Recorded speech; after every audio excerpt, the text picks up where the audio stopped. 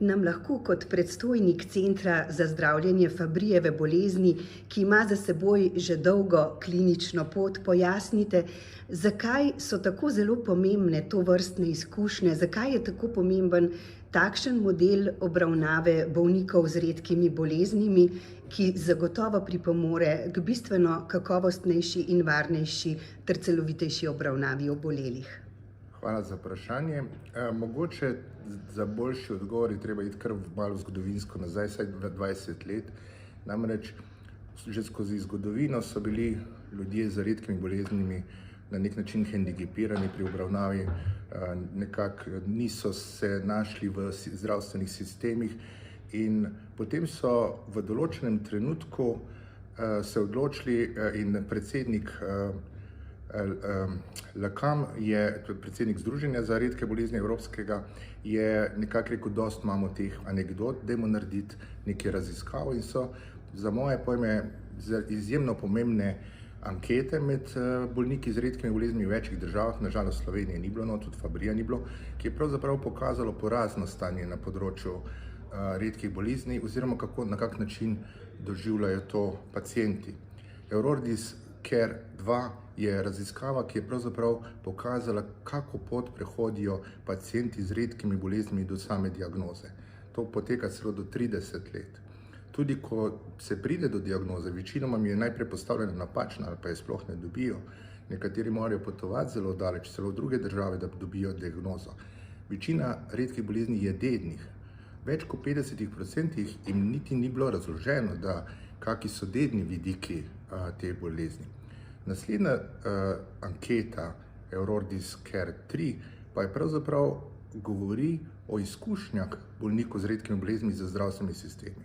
In to moram reči, da to ogledalo, ki nam je bilo nastavljeno, je pravzaprav kaže zelo slabo sliko in da bolniki z redkimi boleznimi se čutijo zelo zapostavljeni v običajnih, da rečem, zdravstvenih sistemih.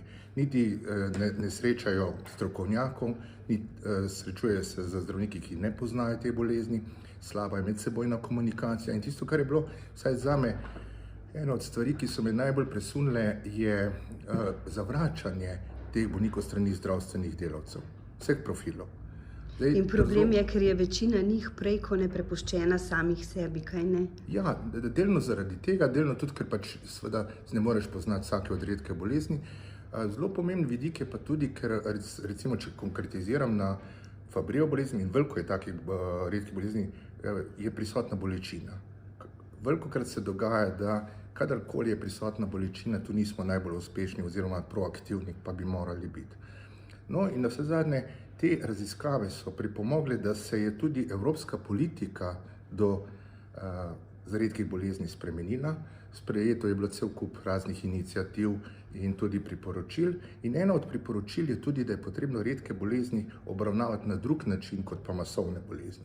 In posledica tega je tudi, da naj bi se s tem ukvarjali tako imenovani centri odličnosti. S tem pristopom so postavili potem tudi temelje za formiranje Evropske referenčne mreže, ERN, ki pravzaprav združuje centre odličnosti po Evropi in na nek način poskuša ponuditi bolnikom z redkimi boleznimi čim bolj enakopraven dostop do ustrezne obravnave. Zdaj, ko ste že prej omenili, kaj je pravzaprav namen takih centrov, je pravzaprav res celovita obravnava. Ne gre samo za dajanje, recimo v našem primeru, infuzije, ampak veliko več kot to. Gre za spremljanje neke bolezni, gre za socialno podporo, psihološko podporo. Velikokrat se zgodi, da pravzaprav vidiš, da je bolniku že boljše, ko se z njim ustrezno pogovoriš, si vzameš čas in pozabljamo, da tudi, bom rekel, nefarmakološki načini zdravljenja obstajajo in so zelo, zelo pomembni ravno na področju redkih bolezni. In če se navežem prav naslednje, kar ste omenili, kako je mogoče vse to zagotavljati v trenutnih izzivih, s katerimi se sooča slovenski zdravstveni sistem? Vemo, kadrovski manko, logistične težave, težave z ustrezno opremo, pomanjkanje medicinskih sester. Kako se spopadate s tem? Zdaj ste res odprli eno področje, ki moram odkrito priznati, da tudi mene zelo skrbi. Slovenija, moram poudariti, da je izjemno uspešna pri zagotavljanju zdravil. Mi imamo zelo hitro najnovejša zdravila na voljo. Nekoliko šepamo pri organizacijskih shemah. In tu pravzaprav so važni resursi, viri, ki jih imate na voljo. In recimo, če smo upali, da se bodo določene organizacijske, recimo home terapije, terapije na domu uredile, smo nekako potrpežljivo čakali in razumeli, da je bil COVID. Zdaj, ko je COVID-a konc, so drugi problemi. Človek razume, da seveda morajo najprej poskrbeti zdravstveni sistemi za populacijo, ampak redki bolniki bodo zmeraj posamezniki. S tem načinom razmišljanja ne bomo pravzaprav njihovih težav nikoli rešili. Zato je to, po mojem mišljenju, treba delati sporedno. In rešitve so zmeri, se na vse zadnje, kljub vsem situacijam, tudi mi rešujemo. Nimamo idealnega sistema, daleč od tega, ampak to so izzivi, ki jih pač rešujemo.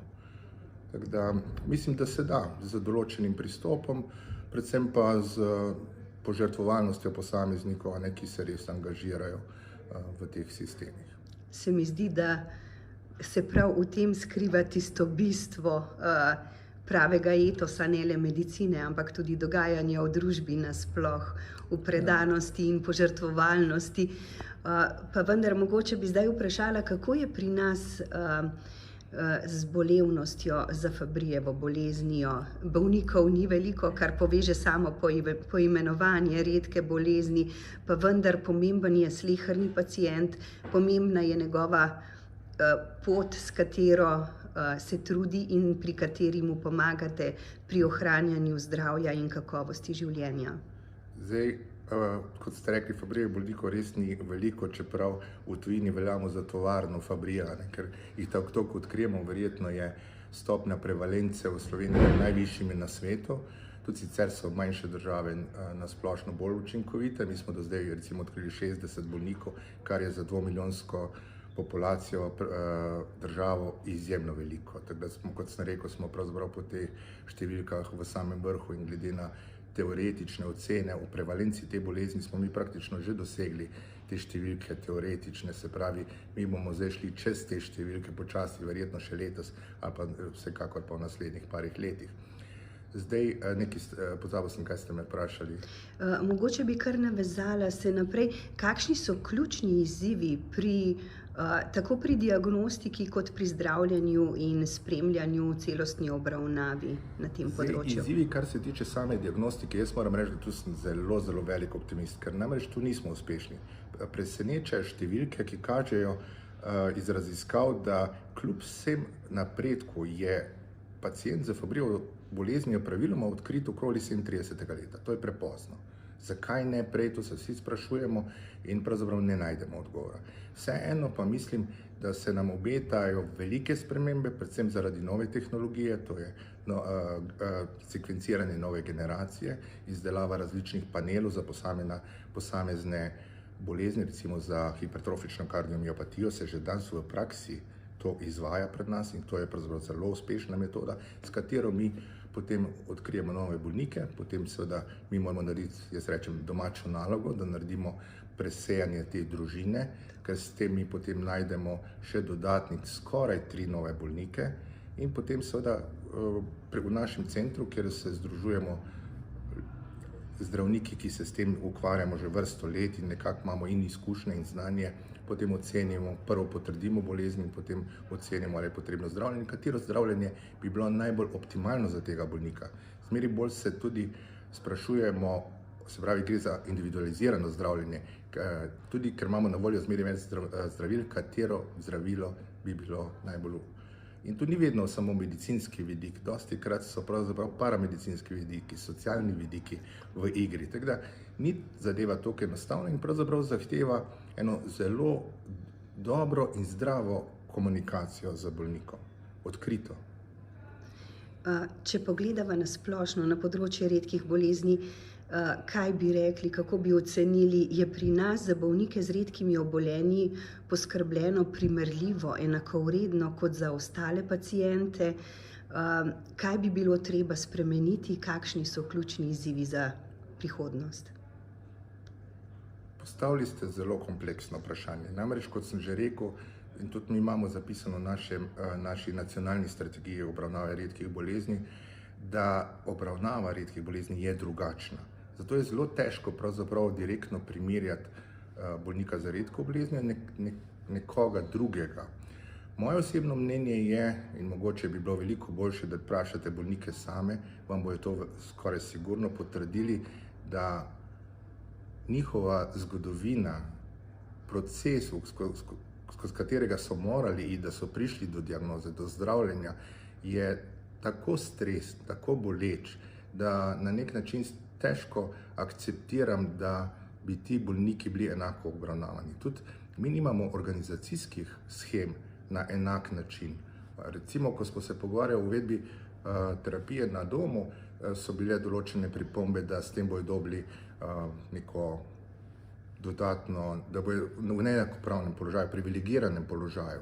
Kar se mi zdi po svoje nenavadno, da ljudje, ki so deprivilegirani na vsakem področju, vsaki dan, in ko enkrat mogoče je ena stvar, ki imajo, ki se jim prilagodi, mi takoj poskušamo to zminirati in tega jim ne bomo dali, ampak ne damo jim tudi vsega ostalega, kar mogoče sicer normalnemu državljanu, mislim normalnemu, ki ima neko drugo običajno bolezen, masovno bolezen pripada.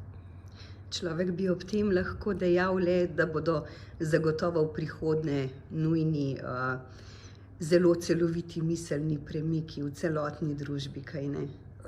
Ja, moram reči pa, da ti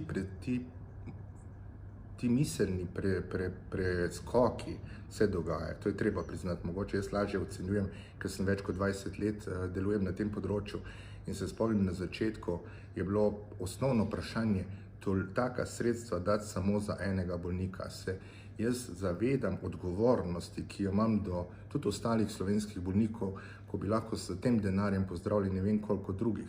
Jaz moram reči, da te debate nimamo več. Tukaj je zagotovo dobro poskrbljeno, kaj ne? To je že ne? zdavnaj presežena in Po tej sistemski plati, ne? Tako da mislim, da tu so, tudi kar se tiče samega testiranja. Jaz vidim, kakšne grozne probleme imajo v zvezi z recimo družinskim presajanjem v nekaterih državah zaradi kulturoloških vprašanj, verskih, etičnih, kakršnikoli. Moram reči, da Slovenci so res, kar se tega tiče, bom rekel, zelo neproblematični, ne toliko stigmatizirajo te bolnike kot recimo mogoče v nekih drugih okoljih. In se mi zdi, da imamo neko tako pozitivno naravnanost pomagati bolnikom. In jaz mislim, da bi lahko mi izkoristili to svoje srce, ki ga imamo, in ga usmerili recimo v pomoč, predvsem pa pri organizaciji. Tako, da bi to preusmerili pač v tista področja, kjer so premiki še nujni, ne? Ja, ker to dokazuje ravno naše delo, navsezadnje veljamo tudi v širšem evropskem prostoru za zelo uspešen center, je zelo veliko predavam ravno organizaciji našega centra in je pravzaprav naš center vzor, model, ne samo na nek način pri nas, mogoče tudi še najmanj, recimo dobesedno Poljska je postavljena po naših, Romunija, Hrvaška, te države, bom rekel, vzhodne Evrope so nekako, in tudi redno se kontaktirajo nas, hodijo k nam na izobraževanja, nekako jemljajo ta naš model, ki ga ocenjuje kot zelo, zelo uspešnega.